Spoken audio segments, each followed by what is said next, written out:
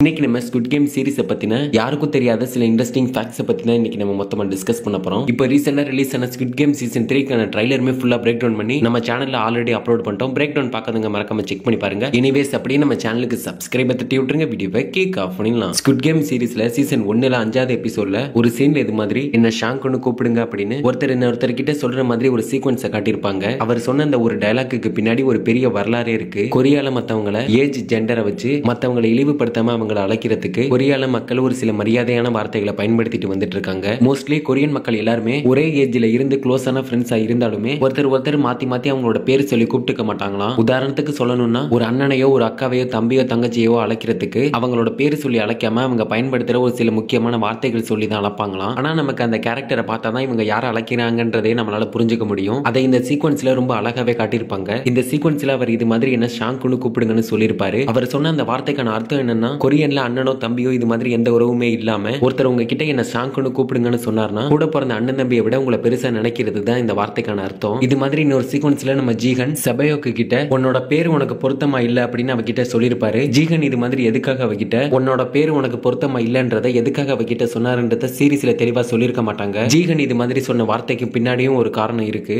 ஒரு பிரகாசமான சூரியனோட விடியல் தான் அவளோட பேருக்கான மீனிங். ஆனா அவளை பாக்குறப்போ சூரியனோட வெளிச்சம் அவன் மேல அதிகமா படாத மாதிரியும் சூரியன் மாதிரியே அவ பாக்குறதுக்கு பிரைட்டா பிரகாசமா இல்லாததுனாலையும் உனக்கும் உன்னோட பேருக்கும் சுத்தமா சம்பந்தமே இல்லைன்ற வார்த்தை அவகிட்ட சொல்லியிருப்பாரு. அதுக்கடுத்து ஸ்குட் கேம்ல red light green light game நம்ம பார்த்திருப்போம். அதுல அந்த பொம்மை பாட்டு பாடும் பாத்தீங்களா? அதை எத்தனை பேர் நல்லா நோட் பண்ணி கேட்டிருக்கீங்க? தமிழ்ல அந்த பொம்மை பாடுறதை கேட்கும்போது பச்சைனா சென்றீடு சிவப்புனா நீன்றீடு அப்படின்னு அந்த பொம்மை தமிழ்ல பாடும். இதுவே அந்த பொம்மை பாடுறத கொரியன் லாங்குவேஜ்ல கேட்கும்போது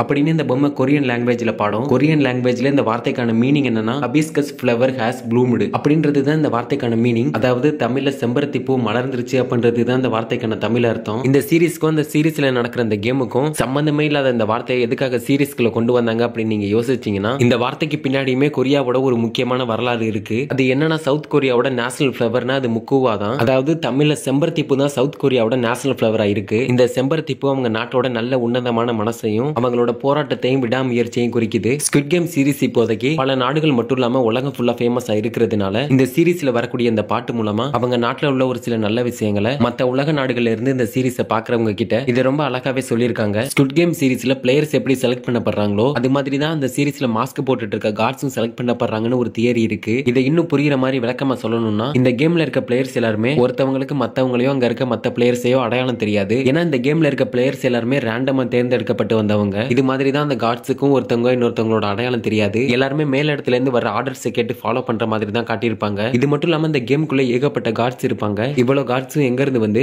மேல் இடத்துல இருந்து வர ஆர்டர்ஸ் மட்டும் கேட்டு வேலை செஞ்சுட்டு இருப்பாங்க. எப்படி அந்த பிளேயர்ஸ் செலக்ட் ஆகி இந்த கேமுக்குள்ள வந்த மாதிரி மக்களுக்கு நடுவுல ரேண்டமா ஒருத்தரை செலக்ட் பண்ணி அவங்களும் இந்த கேமுக்குள்ள கார்ட்ஸா வந்திருக்கலாம்னு ஒரு தியரி இருக்கு. இந்த சீரிஸோட ஸ்டார்டிங்ல ஜீகன் சோகமா சப்வேல உட்கார்ந்துட்டு இருக்கும்போது சேல்ஸ்மேன் வந்து அவர்கிட்ட இது மாதிரி நம்ம ஒரு கேம் விளையாடலாம், இந்த கேம்ல நான் ஜெயிச்சா நான் உங்களை அடிப்பேன், இதுவே நீங்க ஜெயிச்சா நான் உங்களுக்கு பணம் கொடுப்பேன் அப்படின்னு சேல்ஸ்மேன் ஜீகன் கிட்ட சொன்னதும் ஆல்ரெடி பண கஷ்டத்துல இருந்த ஜீகனுக்கு பணம் தரேன்னு சொன்னதும் இந்த கேம்ல விளையாட ஒத்துக்கிறாரு. அப்போ சேல்ஸ்மேன் ஜீகன் கிட்ட ப்ளூ கலர்லயும் ரெட் கலர்லயும் ரெண்டு கார்டை காட்டி ரெண்டு கார்டுல ஏதாவது ஒரு கார்டை செலக்ட் பண்ண சொல்றாரு. அப்போ நம்ம ஜீகன் ப்ளூ கலர் கார்டை செலக்ட் பண்ணிருப்பாரு. சப்போஸ் அவர் ப்ளூ கலர் செலக்ட் பண்ணாம ரெட் கலர் செலக்ட் பண்ணியிருந்தா அவர் அந்த கேமுக்குள்ள பிளேயரா போகாம கார்ட்ஸா போகவும் வாய்ப்புகள் இருக்கு அப்படின்னு நம்ம சோரா 100% அடிச்சு சொல்லிட முடியாது. இப்படியும் நடந்திருக்க வாய்ப்புகள் இருக்கு. பட் எனிவேஸ் இதை பத்தி நீங்க என்ன நினைக்கிறீங்க? உங்களுக்கு தெரிஞ்ச ஸ்குட் கேம் பத்தின இன்ட்ரெஸ்டிங் ஃபேக்ட்ஸை பத்தி கமெண்ட்ல சொல்லிட்டு அப்படியே நம்ம சேனலுக்கு சப்ஸ்கிரைப் தட்டி விட்டுருங்க. அடுத்த வீடியோல பார்க்கலாம்.